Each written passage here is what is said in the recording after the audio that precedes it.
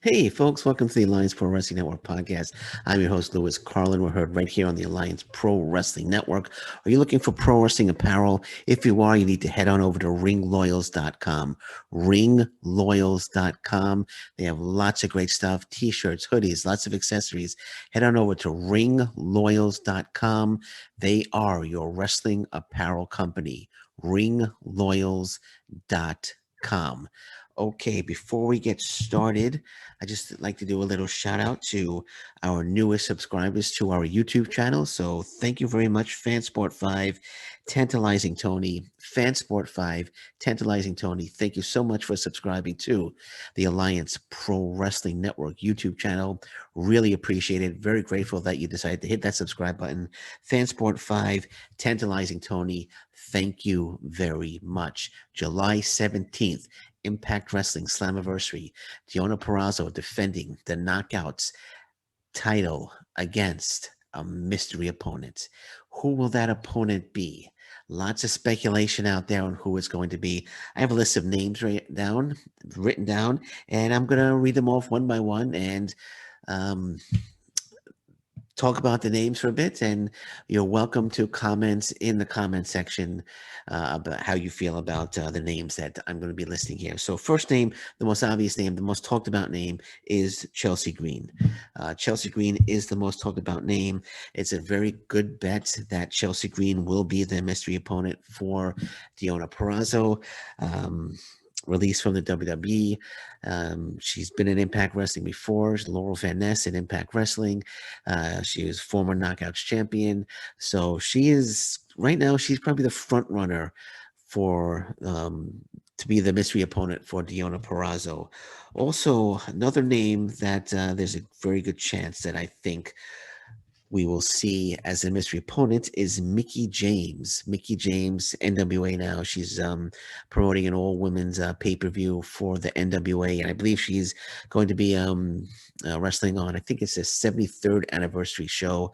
But I think she's not quite the front runner, but as I said, Chelsea Green is. But there's a very, very good chance that if Chelsea Green it doesn't work out, that Mickie James could be that opponent for that mystery opponent for Deonna Purrazzo on July 17th. Also, another name to think about. I know they want to bring her in. I know it's COVID prevented them from doing so, but COVID is starting to wind down. Fans are coming back. I know they want to bring in Killer Kelly.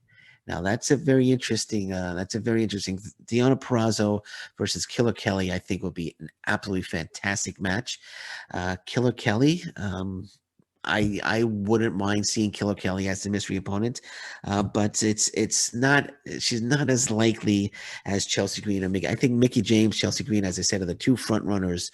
I would say Chelsea Green is one, Mickie James two, but it's not very likely it's going to be Killer Kelly, but that's another potential name that they could bring in to be the mystery opponent for Deonna Purrazzo.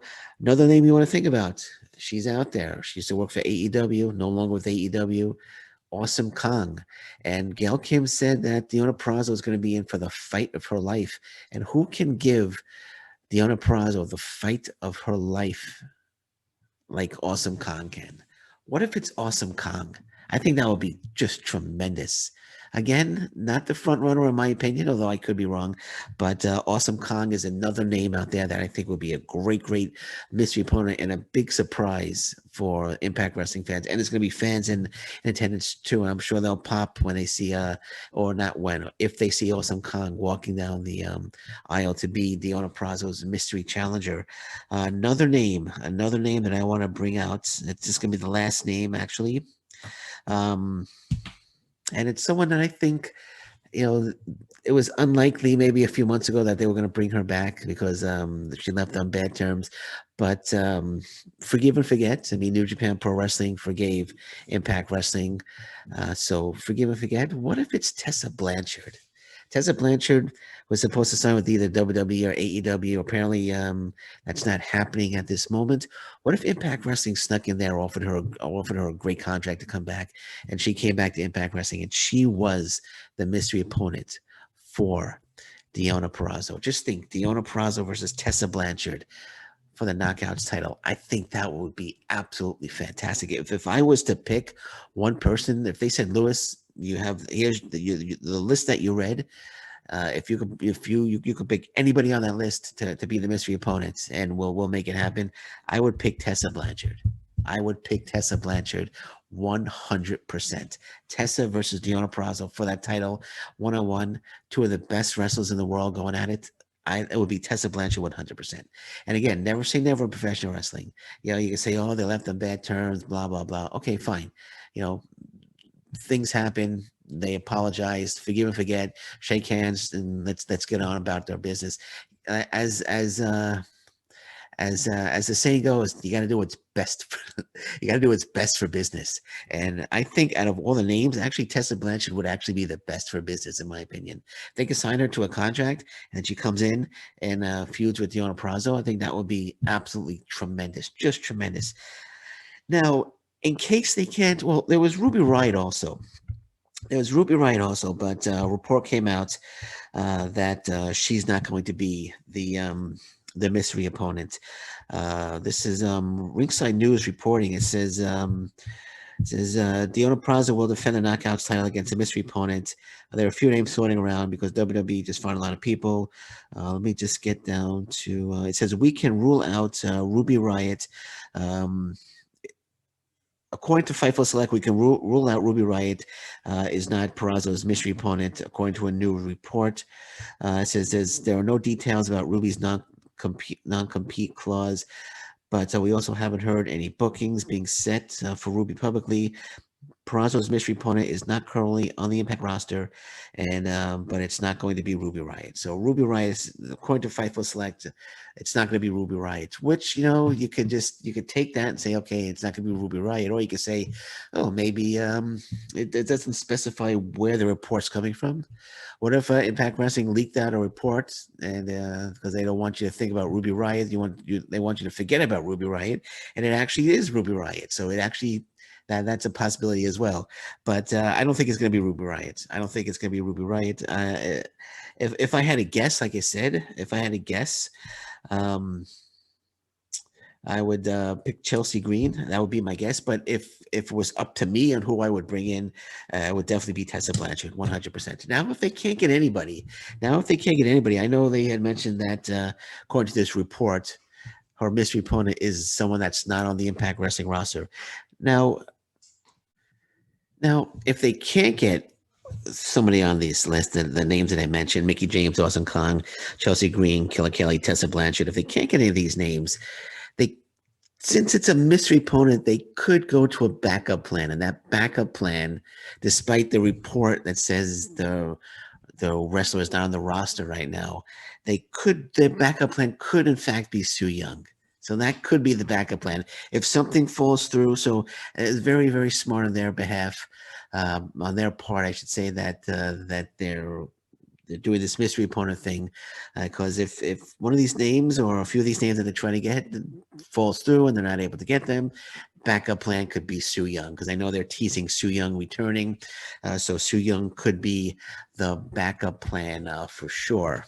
So that's those are some of the names. Now you could also say, hey Lewis, what about the Iconics? What about Cassie Lee and Jessica McKay, formerly known as Peyton Royce and Billy Kay? What about them? I don't think either of them would be an opponent for Deonna Purrazzo. My thought is this actually. No, Deonna Purrazzo just split with Kimberly and Susan. What if say, for example, it's Chelsea Green. Say Chelsea Green is a mystery opponent. Deonna Purrazzo is in the match with Chelsea Green. Things are going tough, and the Iconics, known as the Inspiration Now, come down to the ring and interfere on Deonna Purrazzo's behalf and cost Chelsea Green the match. And Deonna Purrazzo retains the title. This way, Chelsea's Green stock won't drop immediately.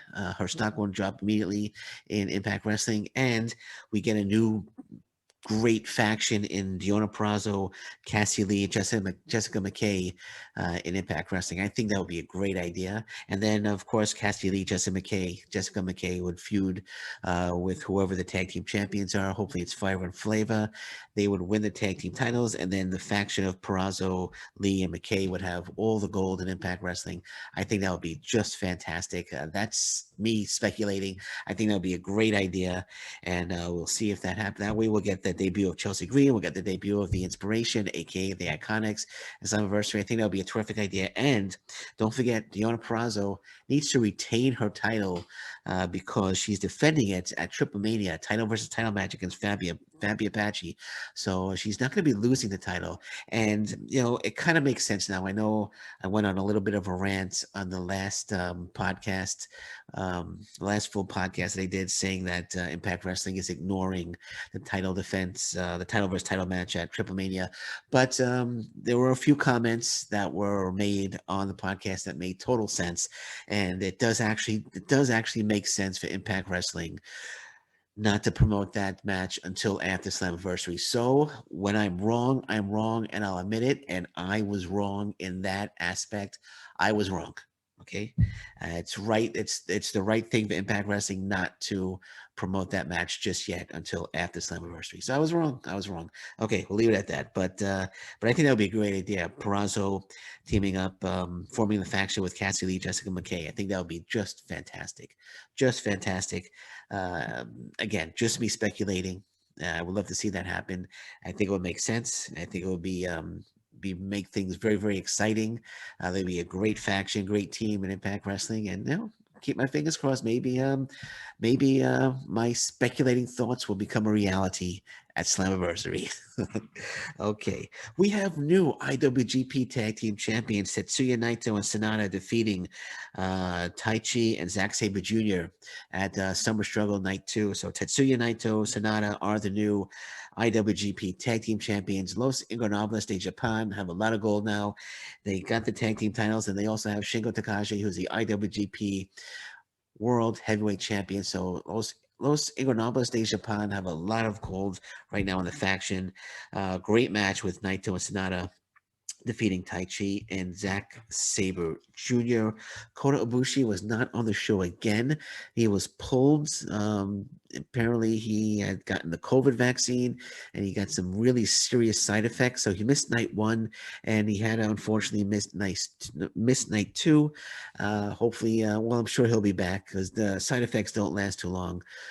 Just from a couple of days, from what I understand. I mean, I got my second shot yesterday. Right now, I have a few side effects. I feel a little tired. I don't know if you noticed it, but I have a bit of a headache. But I had to do the podcast. But he must be suffering some serious side effects from the COVID-19 vaccine. Russell Grand Slams coming up late July. The exact date escapes me, but late July, Kota Ibushi challenging Shingo Takagi for the IWGP World Heavyweight Championship. I'm sure he'll be back for that match. It's going to be a great one, but I do hope Kota Ibushi gets well. It's probably best to keep him off for now, let him just fully recover from the side effects. And again, Kota Ibushi, get well soon, and I look forward to seeing you at Wrestle Grand Slam. Josh Alexander, back to Impact Wrestling. Josh Alexander is, according to reports, Cultaholic.com, according to reports, Josh Alexander is set for a huge Impact Wrestling push. They need to do that quick because I think there's a few months left on his contract. And I shouldn't say a huge push. They're giving him a bigger push, it says here. So it says, according to Dave Meltzer of the Wrestling Observer newsletter, Impact Wrestling is planning to give Alexander a bigger push because of the work he's done as X Division champion. This doesn't necessarily mean Alexander is losing at Slammiversary on July 17th, only that he's figured bigger into overall plans. It says Alexander is scheduled to defend the X Division title at Slammiversary. He signed a 3-year deal with Impact Wrestling July sorry, he signed a 3-year deal with Impact Wrestling in 2019. I think it was early 2019. So I think he's got a few months left on his contract. We're in July. I really think it's like January, February, March of 2019. I believe I could be wrong, but I think those are it's one of those months where his contract is going to expire, and a lot of companies are going to be looking for him. I know right now Josh Alexander is showing up in New Japan Pro Wrestling Strong. New Japan Pro Wrestling trying to get um, trying to really develop their promotion in the U.S., trying to build it up in the U.S., and they have big shows coming up. Josh Alexander would be a great fit for New Japan Pro Wrestling, and if he signed to New Japan Pro Wrestling for their promotion the shows in the U.S., it's almost a certain we're going to see him in Japan as well, and that's something I think that's a dream of Josh Alexander's, to work in Japan. As a matter of fact, I know it's a dream of Josh Alexander's to work in Japan, so he'll be a great fit in New Japan Pro Wrestling, and then you could also AEW might be interested. Ethan Page right now teaming with Scorpio Sky. Um, they might want to put the tag team. They might want to, you know, get the North back together. AEW might be interested in Josh Alexander. Of course, Impact Wrestling doesn't want to lose Josh Alexander, so there's going to be a lot of interest in Josh Alexander when his contract is up. So they're giving him the bigger push now, which is a smart thing. I could see Josh Alexander as the Impact Wrestling World Champion. I could see him with that title. I could see him. I would love for Josh Alexander to be the one to take the title off of Kenny Omega. My guess is going to be Moose, but I would love to see Josh Alexander. They're going to give him a bigger push. Let him be the one to take the title off of Kenny Omega, and then sign him to another 3-year deal. Impact Wrestling, they're gonna. I'm sure they're gonna do whatever they can to keep Josh Alexander. But like I said, there's gonna be a lot of interest in Josh Alexander when his contract is up. And I could mention New Japan, All Elite Wrestling. I'm sure WWE, NXT. Although I don't know if he wants to go through the NXT. Well, then again, I don't know what Josh Alexander wants to do. I shouldn't speculate. I shouldn't say that because I'm not Josh Alexander. Only Josh Alexander knows what Josh Alexander will want to do. But I'm sure NXT, there'll be interest. I'm sure all the major promotions will be interested in Josh Alexander, and it's well deserved too, because Josh Alexander, one of the best in the world, been a fan of his for a long time. Would watch him here in Ontario on indie shows, and he just built up, signed with Impact Wrestling, and now I think every promotion, when his contract is up, is going to be interested in Josh Alexander. Where he ends up, I'm not sure. My guess is he's either going to stay with Impact Wrestling, or I'm going to guess he's going to sign with New Japan Pro Wrestling. Those are my two guesses. I don't think he necessarily needs to go reteam with Ethan Page. I know they're great friends. But they both proven. Sorry, I thought I was going to cough there for a second. I froze. But they both proven, Ethan Page and Josh Alexander. They both proven that they could be solo stars. I know right now Ethan Page is teaming with Scorpio Sky right now in AEW, but he's already proven that he could be a single star. And Josh Alexander is proving that right now. So I don't know if they necessarily want to, reform the North in AEW. I think my guess is, while I'm sure they would love to work together again, but I'm thinking maybe they want to give, they want to give being a solo stars a shot, because they're both very capable of being very, very good solo professional wrestlers, and they could definitely become solo stars. I mean, they're both solo stars right now, in my opinion, and they could definitely prove it to the world. But that's my guess. Either Josh is going to stay with Impact Wrestling, or go with New Japan Pro Wrestling. Again, I'm just speculating. Only Josh Alexander really knows what Josh Alexander is going to do. I'm just a fan, and he knows that. He knows I'm a big fan, and so I'm just speculating, Josh. And again, only Josh knows what he's going to do. But they're going to give him the bigger push. He's going to give him a bigger push. What that bigger push entails, it doesn't really specify. But like I said, I would love to see him with the. When you think of bigger push, the only thing you can really think of is making him the Impact Wrestling World Champion, and I think he would be a great Impact Wrestling World Champion, and I would love to see that happen. Okay, on that note, I'm going to say thank you very much for listening to me today. I'm Lewis Carlin. This is the Alliance Pro Wrestling Network podcast, and until next time, thank you very much. Take care. Bye-bye. Stay safe, everyone. So long. Bye-bye.